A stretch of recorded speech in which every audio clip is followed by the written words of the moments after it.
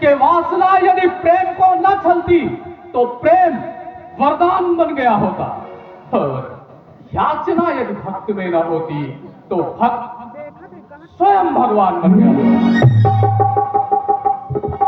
वास्तव में आगत का स्वागत करना यदि किसी को सीखना हो तो वह इस मिथिला ज्ञान नगरी में आके सीख सकता है, या यूं कह दिया जाए कि आगत का स्वागत स्वयं मिथिलेश से सीख लिया जाए तो कोई अतिशयोक्ति नहीं होगी।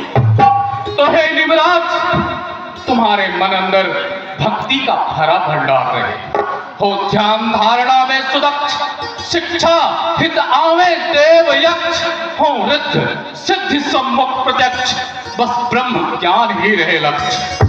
सत्यम शिवम सुंदरम का इस मिथिला में पूर्ण प्रचार रहे। निमराज, तुम्हारे मन अंदर भक्ति का भरा भंडार रहे, हो योग कला में जिम महेश, असकाम करे अहिराज शेष, कीरत फैले देश देश, हो धर्म धीर मैथिल नरेश, शुभ स्वस्ति स्वस्ति मैथिल नरेश। मिथिलेश, तुम्हारी मिथिला पर शिव मृत्युंजय प्रभु महाकाल शक्ति की कृपा अपार रहे। निमराज, तुम्हारे मन अंदर भक्ति का भरा भंडार रहे। हे बंधु, देख रहा हूं कि देश देशांतर के सुरपाल महिपाल भूपाल यहाँ एकत्रित हुए, सभी आपके प्रण को सुनकर उपस्थित हुए हैं। मेरा भी आगमन उसी श्रृंखला में है, किंतु जब मैं विचार करता हूं तो पाता हूं कि सीता एक शैव पुत्री है, और शैव पुत्री होने के नाते वह मेरी ही नहीं अपितु इस अखिल ब्रह्मांड के सकल शैवों की पुत्री वर्ण ही है। परिणामतः मैं उससे विवाह तो नहीं कर सकता, किंतु मेरा आगमन अकारण नहीं है महाराज। मैं यहाँ अपनी कुछ इच्छाएं कुछ आकांक्षाएं लेकर प्रस्तुत हुआ। हे विदेहराज, मेरी प्रबल इच्छा है कि मैं इस भव्य धनुष महोत्सव के रंगमंच का संचालन करूं। अतः आपसे अनुरोध है कि अब इस रंगमंच के संचालन का कार्यभार आप मुझे सौंप दें। ठीक है, आप इस रंगमंच का संचालन करें।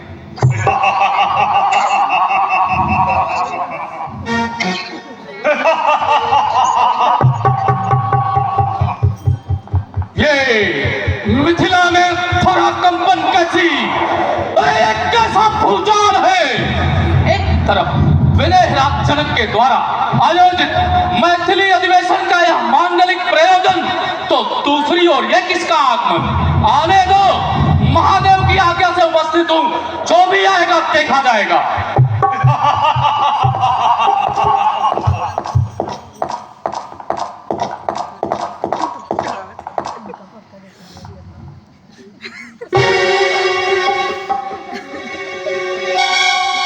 जनकपुर में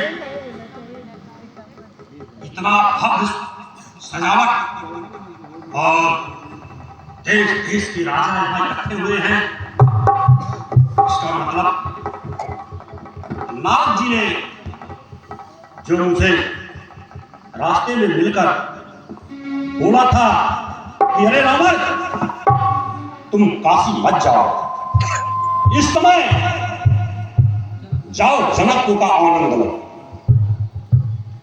लेकिन मैं तीनों लोगों का स्वामी, मेरे पास कानो कान खबर नहीं कि जनकपुर में इतना बड़ा उत्सव है।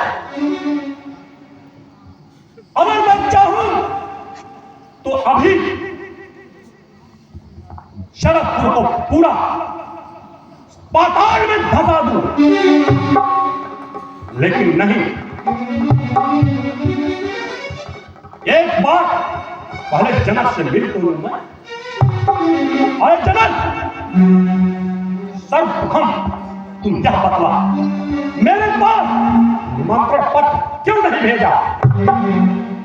जब तेरे पास कोई दोस्त नहीं था तो तुम पत्र को वायुमंडल में छोड़ दिया होता और पवन देव उस संदेशा को हमारे पास अवश्य पहुंचा देता।